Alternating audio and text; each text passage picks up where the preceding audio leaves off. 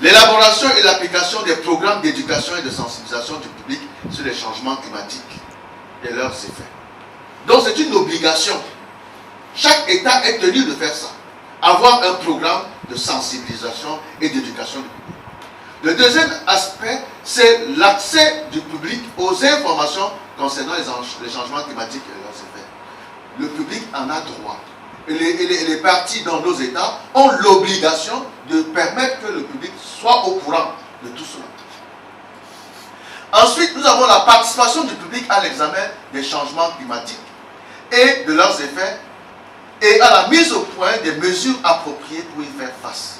Le public doit donc participer à l'examen des changements climatiques.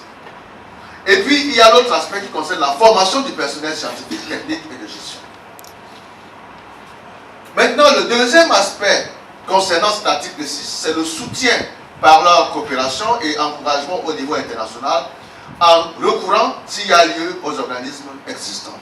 Cela veut dire que la Convention cadre des Nations Unies, n'est-ce pas, met à la disposition des pays les moyens nécessaires pour accomplir cette tâche.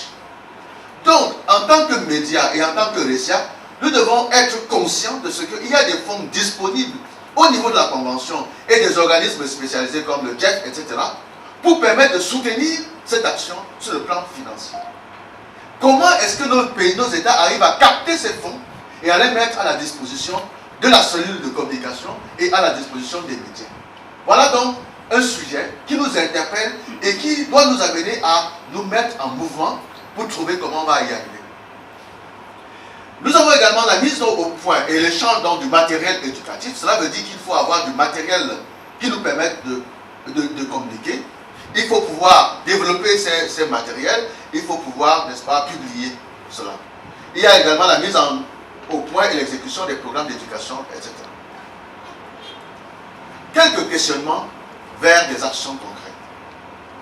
La prise en compte de l'action des médias et des réseaux des professionnels de la communication environnementale, journalistes et communicateurs au niveau national et sous-régional, dans la rédaction des communications nationales.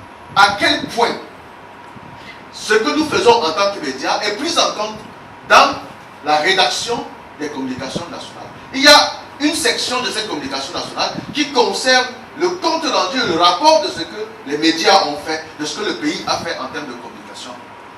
Nous avons vu ici qu'il y a même des journalistes qui ne savent pas quel est le point focal de leur pays. Cela veut dire que le RECIAP a un travail à faire. Cela veut dire que le RECIAP doit nous aider, en tant que membre du réseau, à vraiment nous impliquer dans les processus. Comment contribuer à alimenter cette communication nationale qui est soumise par nos États? Comment contribuer efficacement à la mise en œuvre des stratégies nationales de communication sur le changement climatique et la règle du sol? Jusqu'à quel point nous sommes impliqués dans l'élaboration de ces stratégies? On ne peut pas communiquer sans stratégie.